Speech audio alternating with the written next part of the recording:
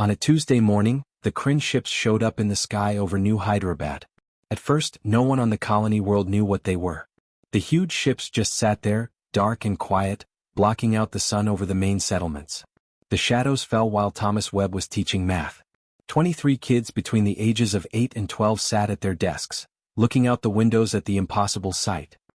His daughter Lucy was in the front row, and she forgot her notebook as she pressed her face against the glass. "Those are what, Dad?" she whispered. There was no answer from Thomas. Not one of them did. The Kryn didn't care about warnings or talks. Why would they? They didn't think humans were anything special. Just another kind of soft-bodied animal living in small groups in the wild, barely able to travel through space. The Galactic Council's record said that humans were pre-sentient, which was a nice way of saying they didn't matter. The Kryn brought machines with them when they came down. Big floating platforms that buzzed with energy. The aliens themselves looked a lot like bugs, with too many joints in their arms and legs and faces that didn't show any emotion that humans could see. They walked through the streets of New Hyderabad with the precision of machines, herding people like farmers gather cattle. From space, Captain Robert Hayes saw everything that happened. The Kryn showed up while his cargo ship was on a normal supply run. With just one pulse, they had disabled his engines, leaving him helplessly drifting above the colony. He could see everything on his view screen, but there was nothing he could do about it. The processing started in the middle of the square. The Kryn had built huge clear tubes that were as wide as a house and went up hundreds of feet into the air. Robert watched through his scope as people were pushed into these tubes. He saw them hit the walls. He saw them scream. The Kryn translators wrote down these screams, looked at them, and put them in a folder called stress vocalizations. The noise that farm animals make before they are killed is very worrying. They said how loud and how often the sounds were, but they didn't say what they meant. Why would they? These were just the natural reactions of simple animals. Linda Park held her 2 sons on the ground while the Kryn led their group to the tubes.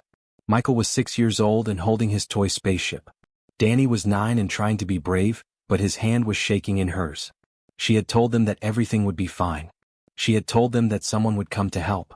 She lied to them because she didn't know what else to do. The Kryn supervisor for Section 7 saw something strange on his datapad. Even when it was clear that it wouldn't work, these creatures kept trying to protect their smaller units. Parents would wrap their bodies around their kids to keep them safe. Behavior that is completely useless. It only made things take longer to process and didn't help the species as a whole survive. He put it in the biological curiosities folder and went on with his day. It took 3 days to harvest. The Kryn were thorough and did things quickly. They had done this many times on many worlds with many species. They had to meet quotas and stick to their schedules. That time saw the processing of 40,000 people. All of the colonists on New Hyderabad. The tubes broke them down into their smallest parts. The Kryn used the biological material for a number of things, but they didn't bother to explain what they were. They didn't tell their raw materials what was going on. For those 3 days, Robert Hayes kept sending out distress signals. He yelled into his radio until he couldn't anymore. He sent out emergency signals on every frequency that people used. But New Hyderabad was on the edge of the world, weeks away from the nearest human settlement. There would be nothing left to save by the time anyone could respond. He saw the last group go into the tubes on the 3rd day. An old man and woman, probably in their 70s, holding hands while the Kryn pushed them along. Even at the end, they never let go of each other. When they were done, the Kryn packed up their gear just as quickly as they had done everything else. They left the buildings up, the streets empty, and the playgrounds quiet. Why waste energy on tearing things down? Someone else might find the structures useful. Their ships took off and disappeared into the dark space between stars. 2 hours later, Robert's engines finally started working. He set a course for Earth, carrying only recordings of what had happened. 3 days of terror packed into data files. When the complaint was made, the Galactic Council looked into the New Hyderabad case. The Kryn showed their papers proving their right to salvage. Everything was fine and all the licenses were in order. The Council looked at the Galactic database and found that humanity was listed as pre-sentient. The decision came back quickly.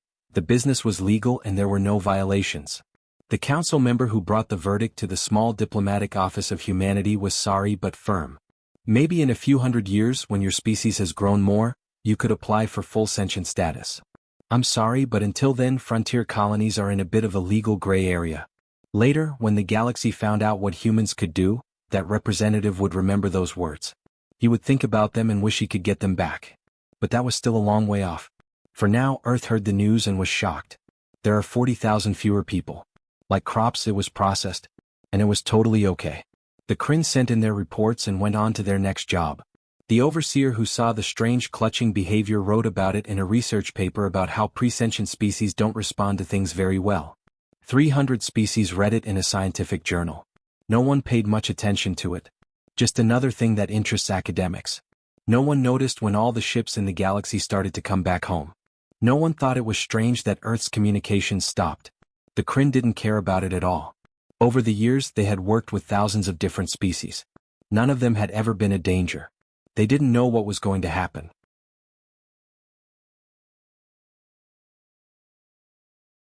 The message was sent out to all human channels at once. 3 words: come home right now. Captain Jennifer Cole was on her way to a station near the Draxus Nebula with mining equipment when she got the call. She didn't ask any questions. None of them did. Within a few hours, all of the ships in known space changed course. Freighters left their cargo behind. Exploration ships stopped working on their surveys halfway through. The small research station on Kepler 442b even closed and packed up. They all looked at Earth. Of course, the galaxy noticed. How could they not? Humans weren't a big part of galactic politics, but they did get involved. They traded, explored, and took part in the never-ending dance of interstellar trade. And then, out of nowhere, they just stopped. While she was in her office at the Galactic Council headquarters, Ambassador Rachel Foster got her recall notice. She was writing another appeal, her 5th attempt to get anyone to care about what happened in New Hyderabad. The message on her screen was clear: you must be on Earth. Get out right now. She looked around in her office. 3 years of work all over the place. Reports, files, and carefully built relationships with diplomats from other species. She left everything there. She left without even shutting the door behind her. The Vraxian trade group asked questions about their contracts with human manufacturers that were still open. No answer.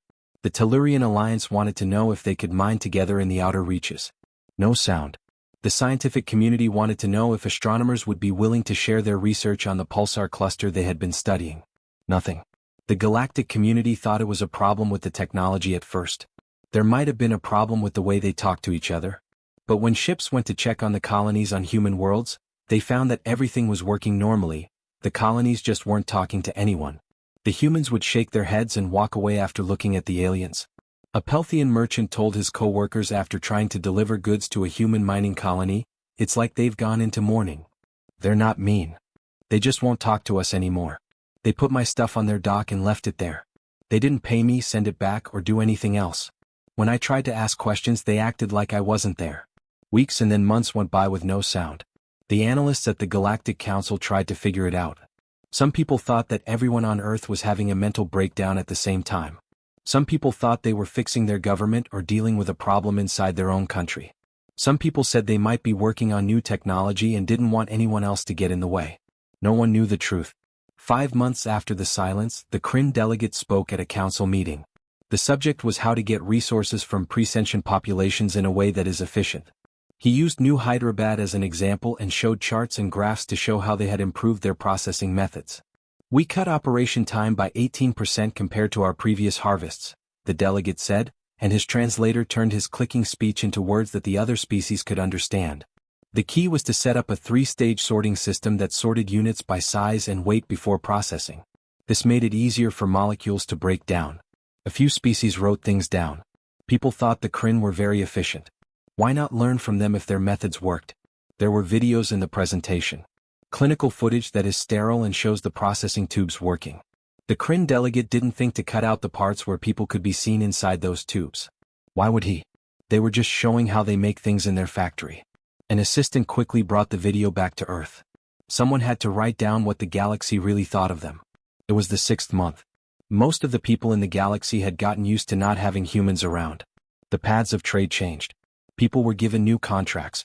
Things went on. Some animals missed the people and their strange emotions, but most didn't even notice they were gone. Rachel Foster came back after that. She walked into the council chamber on a day when there was a regular meeting. No one had told anyone that she was back. She just showed up in her ambassador's uniform at the door. But the uniform didn't fit quite right anymore. She had lost weight. Her face looked different, like it was harder, and there were shadows under her eyes that hadn't been there before. Rachel's sister Kelly had died in New Hyderabad. Kelly, her husband, and their 2 kids, Beth and Tony. Rachel had planned to see them that summer. Tony was 7 years old and wanted to show his aunt the fort he had built in the backyard. As she walked down the middle aisle, the council chamber got quiet. The sound of her footsteps echoed in the big room. She didn't look at anyone as she walked to the central platform where ambassadors spoke to the whole assembly. The first person to recover from their shock was Kellis, the chair of the council. "We weren't expecting you, Ambassador Foster. We heard that humans had stopped getting involved in galactic affairs. Are you here to say that you are back in the community?" Rachel stood there for a moment, looking up at the hundreds of different kinds of animals that were in the room. She had worked with these people, these beings, for 3 years. She had eaten with some of them, worked with them on projects, and thought she had made friends. "What do people want?" Kellis asked when she didn't answer right away. Rachel's voice was steady and cold. "We're on our way. Clear the main trade routes." For exactly 2 seconds the chamber was quiet. Then someone made a joke. A Draxian representative in the top gallery. The laughter spread through the crowd like a wave. Not laughter that is mean. More like the laugh you give when someone tells a really dumb joke. Kellis tried to keep his cool, but he couldn't help but laugh. "Ambassador, could you please explain that statement? Coming from where? And for what reason?" Rachel said, "You'll see. Just clear the way. For the next standard year, civilians should stay away from the Kryn territories." That made people laugh more.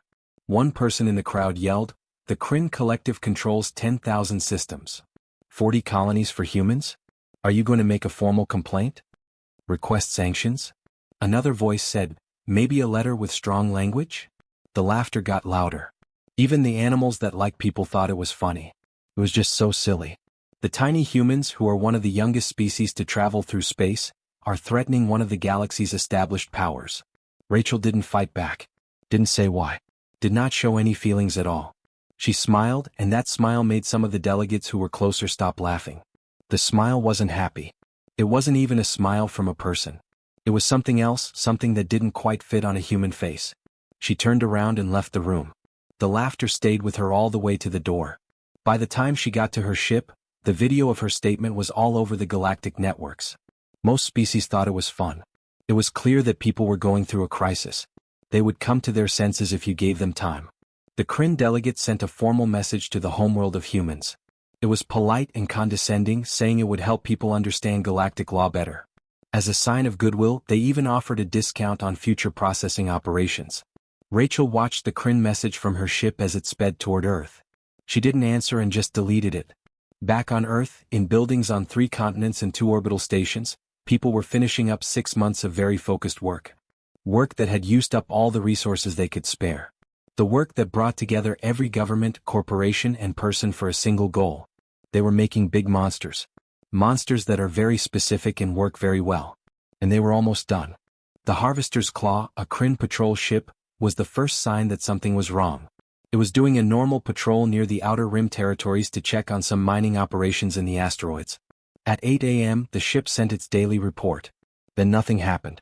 The Kryn Command Center waited a day before saying it was strange. Sometimes, deep space communications didn't work. Solar storms, broken equipment, and pilot mistakes can all cause problems. They sent a ping to the ship's emergency light. No answer. They put it on the watch list and then forgot about it. A mining station went dark 2 weeks later. This one was bigger, with about 200 Kryn workers working on minerals from a belt near the threshold sector. The station manager had sent in his weekly production report on time. 8 hours later there was no sound at all. An automated question was sent by the collective. Even if the crew couldn't, the station's computers should have responded. There was no response. They sent a recovery team and raised it to a yellow alert. The team that was supposed to help never showed up. They stopped sending halfway to their destination. The collective started to pay attention now. 3 events in 3 weeks was a pattern. They cut back on some of their operations on the front lines and sent out more patrols. They thought it was pirates. A new group is trying to make a name for itself by attacking Kryn assets. Then all of the colonies went quiet. The Vexen colony wasn't very big by Kryn standards. It only had about 15,000 people living there. However, it was well established with good defenses and regular supply lines. It had been there for 60 years. Every day without fail, the colonial governor sent his morning status report.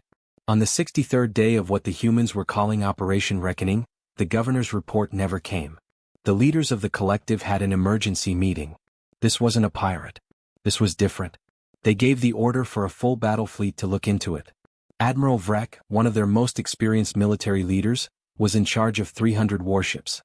Vrek sailed his fleet to the Cronus system where the Vexen colony was. It took them 4 days to get there. 2 more outposts went quiet during those 4 days. Admiral Vrek's sensors didn't work right when he got to Cronus. There was nothing in the system. Not left behind, not destroyed in any normal way. Nothing in it. There were supposed to be orbital platforms there, but they weren't. Not trash, not wreckage. It's gone. They disappeared completely as if they had never been. He sent scouts to the colony world itself. What they told us didn't make any sense. The surface had become glassy. Every centimeter where the colony had been was covered in perfectly smooth, reflective glass. The buildings, roads, and other structures had all melted together to make a smooth surface. The scouts checked the heat signature and guessed how hot it would have to be to do that much damage. "Sir, something hit this planet with enough force to melt the crust down to a depth of 30 meters, his science officer said. At the same time, all over the inhabited area. There were 8 billion Kryn on this world. And now?" Vrek asked, even though he already knew the answer.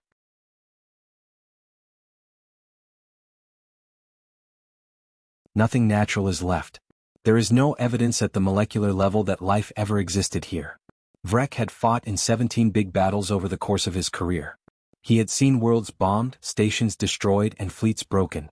His job was to fight. But this wasn't a war. This was something else. His communications officer broke into his thoughts. "Admiral, we're getting a signal. It's coming from a beacon high in the sky and is on repeat." "What does it say?" "Sir, it's not language. It's a song." They played it on the speakers at the bridge. Slow, sad, and full of drums and horns. The translation software looked at the melody and structure and compared them to the galactic database of human culture. "Funeral march," the computer said. Traditional music played at funerals. Vrek looked at the planet through the glass on his view screen. When Rachel Foster spoke to the council, he laughed along with everyone else. They all did. No one was laughing anymore. He sent a message to the collective's main command that was very important. First priority. But 3 more systems went dark before they could even answer. Commander Robert Hayes stood on the bridge of the Retribution and watched as his tactical display changed. 6 months ago he was a cargo pilot. A civilian who drove trucks and kept to himself. When the Kryn came, he was in orbit over New Hyderabad. He was in charge of a fleet of ships that only had numbers, not names. People had secretly built them in every building they owned. Simple, effective, and made for one specific job. The people who built them never called them warships. They called them exterminators, which is what they were. His tactical officer said, "Target confirmed. Kryn colony world with a population of 7 million. Defenses in orbit are working." Robert said, "Follow the sterilization protocol." His voice was flat and devoid of emotion. He had told them to do this 11 times. It never got any easier. It never got harder either. Just happened. The ships of the exterminator got into place. They didn't care about the defenses in space. They would be gone in a flash anyway. The ships used their weapons, which people had spent 6 months perfecting. Weapons that let out energy on a level that even the people who made them were scared of. The Kryn colony sent out calls for help. Robert could hear them on the open channels. Their translators were working hard to turn their clicking speech into something people could understand. "Unknown ships, please tell us who you are.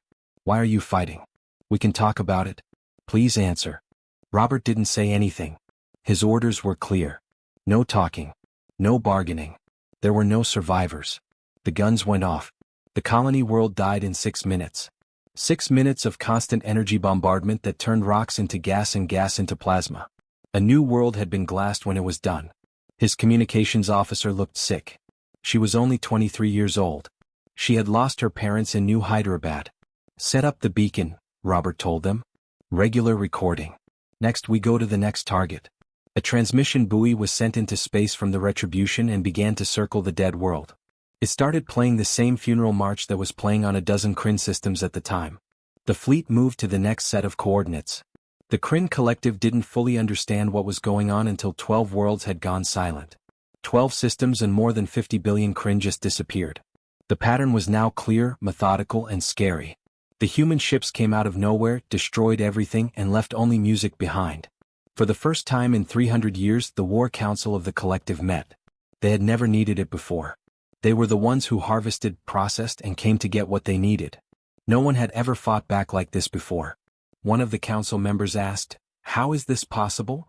40 worlds belong to humans. We have 10,000. Their biggest ships were used to move cargo. Where did these weapons come from?" Admiral Vrek had a theory while he watched the meeting from his flagship through a secure transmission. "They made them. They were building while we thought they were falling apart for 6 months. Every resource, every facility, and every person working toward the same goal. What are you building?" Vrek got the scan data from Cronus. "Something that scares me, council member. They made machines that don't care if you give up. That don't let anyone go. That don't do anything but get rid of us. And they are very, very good at it." Another member of the council brought up what humanity said 6 months ago. Rachel Foster's 7 words. The council member said quietly, "We thought it was a joke." Vrek said, "They weren't joking.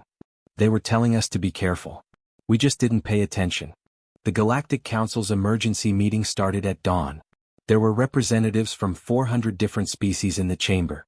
Many of them were there through holographic projection. There was a lot of fear and tension in the air. Chairman Kellis stood at the front of the room, and his voice echoed throughout the large space. "We are seeing an active genocide on a scale that this galaxy has never seen before. In the last 6 weeks, 27 Kryn worlds have been destroyed. More than 100 billion living beings have died. Stop humanity right now." Voices filled the room. Some types agreed. Some people stayed quiet. A few people very quietly said that the Kryn had started this. People quickly shouted down those voices. Kellis went on, "We can't let this go on. I am asking for a coalition force to step in. We need to show people that the galactic community won't put up with this kind of violence." 17 species had sent ships to help within 3 hours. The Draxians promised to send 200 warships. 300 came from the Vorentine Alliance. The Pelthian merchant fleet, which didn't often take part in military actions, sent 150 ships. At the end of the day, the coalition had gathered almost 6,000 ships. Reports from intelligence say that the human fleet had fewer than 30 ships. 200 to 1, Admiral Thex of the Draxian fleet said at the meeting to plan the coalition. "This won't be a fight. This will be an arrest." The coalition fleet headed for the Threshold Gate, a big jump point that linked the Kryn regions to the inner territories. They would have to go through there if they wanted to keep fighting. The coalition would have to wait. While her task force was on its way to its next target, Admiral Patricia Morgan got the intelligence reports about the coalition fleet. She was 54 years old and had been a career officer in charge of patrol groups and defensive platforms. Her training had not prepared her for the last 2 months. On New Hyderabad, her son died. Andrew is 22 years old and just graduated from engineering school. He worked on the colony to help them build their water reclamation systems. Patricia had the last message he sent her, which was 3 hours before the Kryn got there. He was excited about meeting a girl.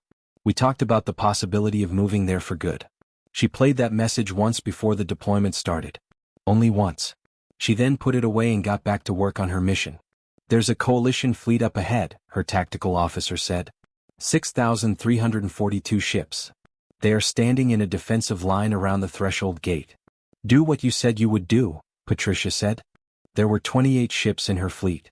There were more than 200 people in the coalition for every one of them. It should have been a massacre on paper. The human ships came out of their jump at full combat speed. No hails, no warnings, and no attempts to talk. They just started shooting. What happened next would be studied in military schools for years, but not for the reasons anyone thought. The coalition had never seen weapons like these before. They didn't shoot missiles or energy beams that you could dodge or block with shields. They shot something else, something that didn't care about normal defenses at all. The shields on the coalition ships were as strong as tissue paper. In the first 30 seconds, Admiral Thex saw his front line fall apart. There were ships for a while. There was nothing the next moment. Not trash. Not trash. Nothing. "All ships fire back," he told them. "Focus on the human ship in front of you." The coalition fleet sent out all of their ships. Missiles, energy weapons, and kinetic projectiles. The space between the fleets lit up like a star that was about to explode. The ships kept coming from Earth. Some of them got hurt. There were 2 that were destroyed. The rest moved forward, carefully aiming at coalition ships with terrifying accuracy. Thex's tactical officer said, "They're not even trying to dodge," his voice shaking. "They're just taking hits and firing back. Sir, they are figuring out how many losses are okay." Thex had been fighting for 40 years. He knew how to use tactics, strategy, and the psychology of war.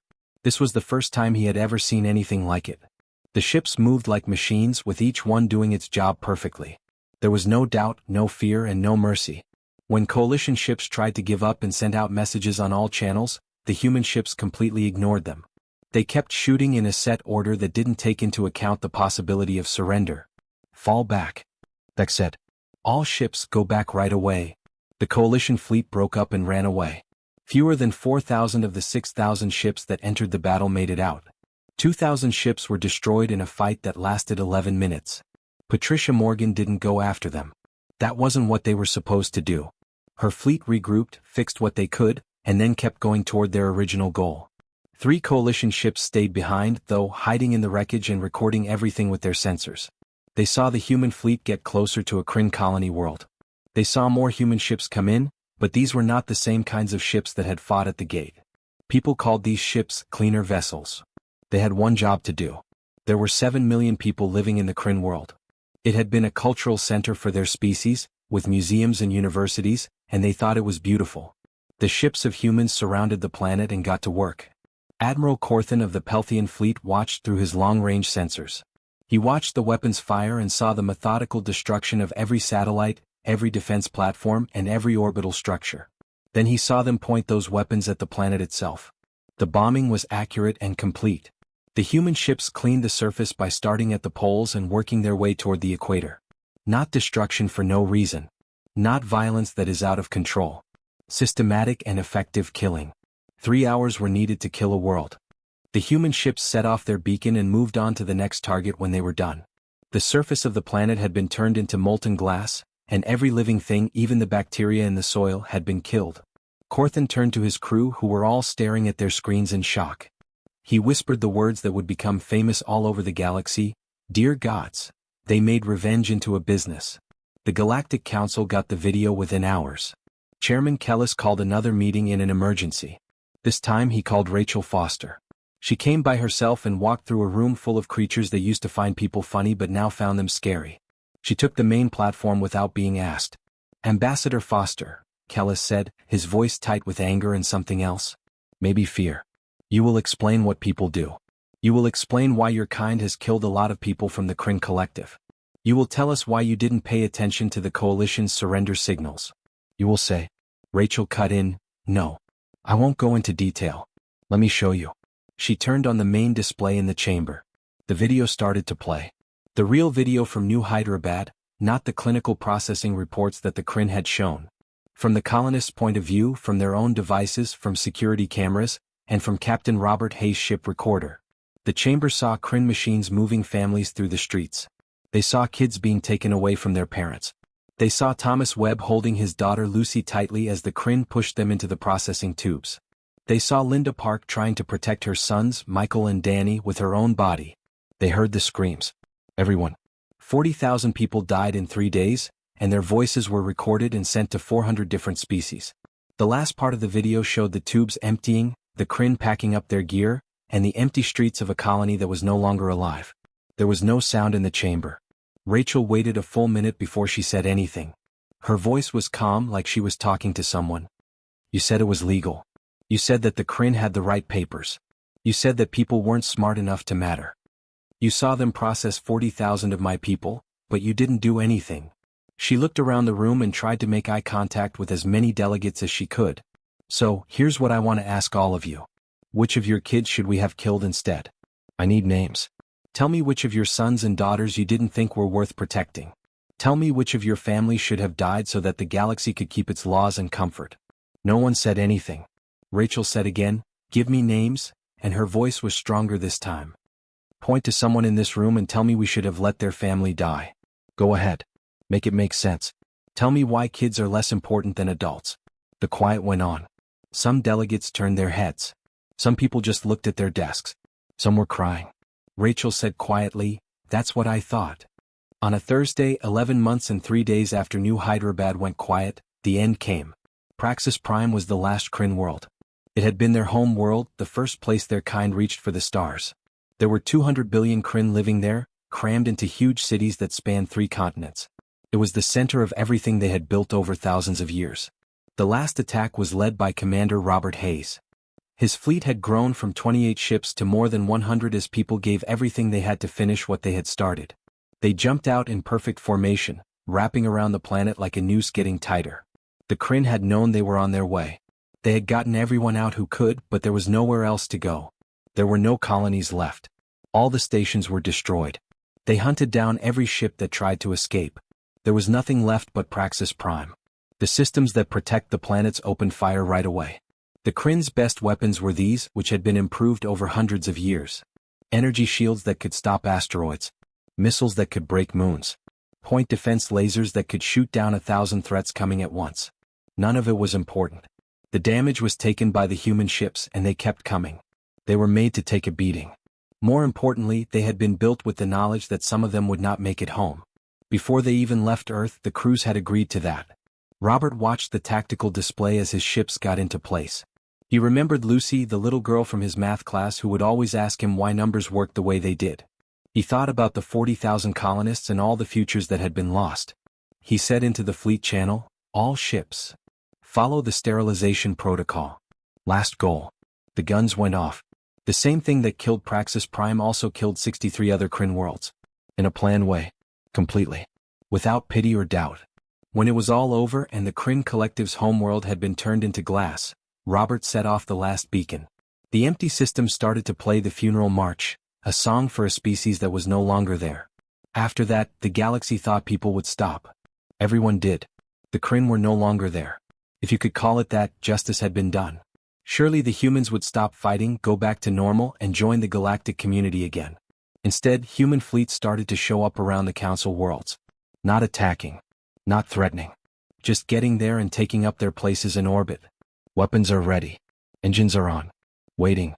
General William Carter was in charge of the fleet that patrolled the Council's main world, which was a huge diplomatic center where Kellis and the central government worked. His 12 ships made a perfect circle around the planet, so close that their weapons could hit any point on the surface in seconds. The Council sent urgent messages asking for an explanation. Carter read all of them but didn't reply to any of them. He sat in his command chair and watched the planet slowly turn below him.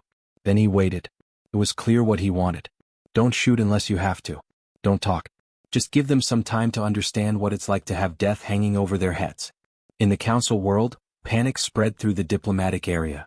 Species that had never been afraid in their own territory suddenly knew what it was like to be weak. Their kids were down there. Their families. Everything they cared about was in the hands of a species they had not thought much of.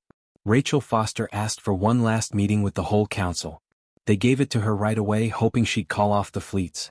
The last time she walked into that room was on the 11th month anniversary of New Hyderabad's fall. The room was full. Every type of animal sent its best representatives. The people who really made the decisions, not the junior diplomats who had been there before. Now they were paying attention to Rachel. This time she didn't take the main stage. She stood on the ground and looked up at the rows of delegates around her, making them look down at her. A woman by herself, facing the full power of the galaxy. "We drew a line," she said, and her voice rang out clearly in the quiet room. "It wasn't hard. It wasn't a secret. Please don't kill our kids. That was the end of that." Easy, clear, and universal. She turned slowly so that everyone in the room could see her face. You saw the Kryn go over it. You had laws that said it was okay. You had rules that made it okay. You had a lot of red tape that pushed the problem off on someone else. While you were checking your papers and filing your reports, 40,000 people died. No one stopped her. No one moved. You want to know what people want? Rachel went on. Do you want to know if we're going to stop? This is your answer. We made a line. You saw it get crossed. There's a new line now and all of you are standing on it. She took a moment to think about it. Let them think about the fleets that are hovering over their worlds. Let them think about what would happen if they went over that new line. Rachel said, you have the choice. You can keep your old laws, your easy definitions of sentience, and your legal systems that let the strong eat the weak. You can also change. You can write laws that really keep people safe. Everyone. All kinds of animals. All kids. You can make a galaxy where what happened to New Hyderabad never happens to anyone else. She started to walk toward the door. You have until the end of this session to make a choice. After that, my people lose their patience. The council talked about it for 4 hours.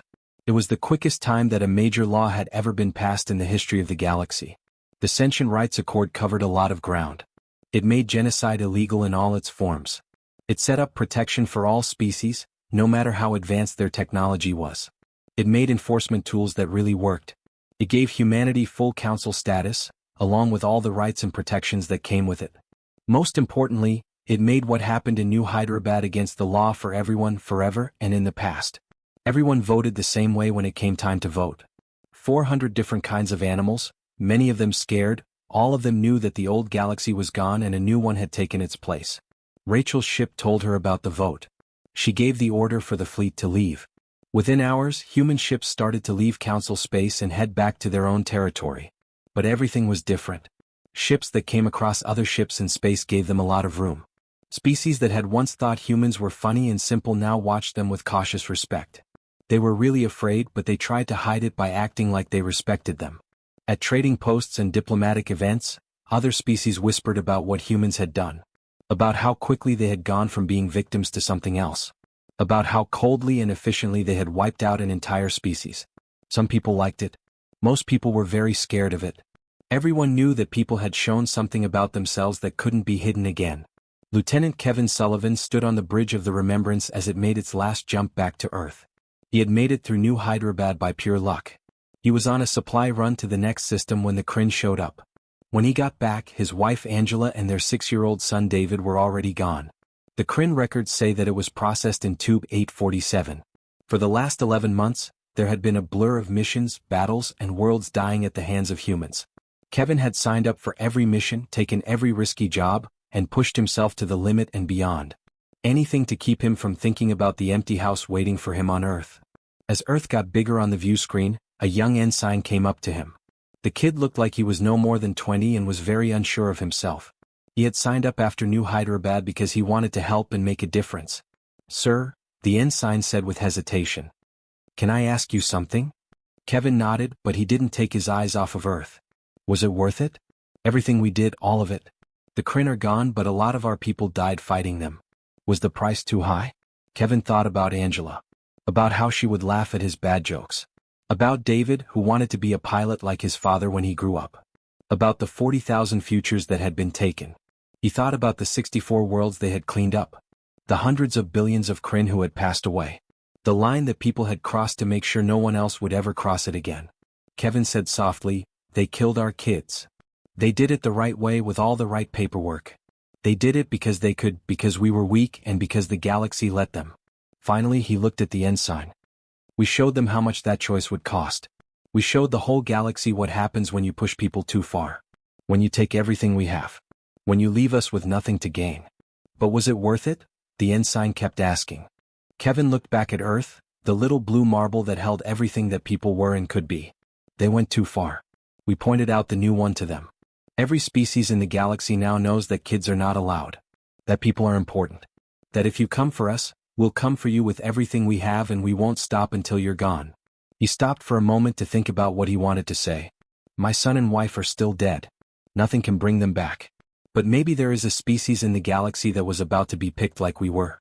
It's possible that they're still alive because someone remembered what happened to the Kryn. Maybe they get to keep their kids because we didn't." The ensign nodded slowly as he thought about it. Kevin said, "The monsters are real. We spent thousands of years trying to catch them and be better than our worst instincts. For the most part, we succeeded. We made up civilization, laws, and morals. We became something we could be proud of."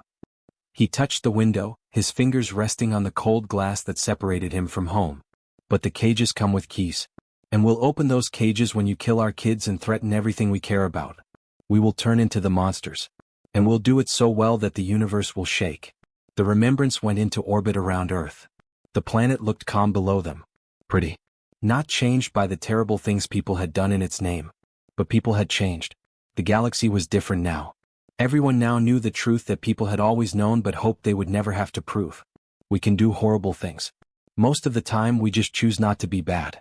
It's not a limit, it's a choice.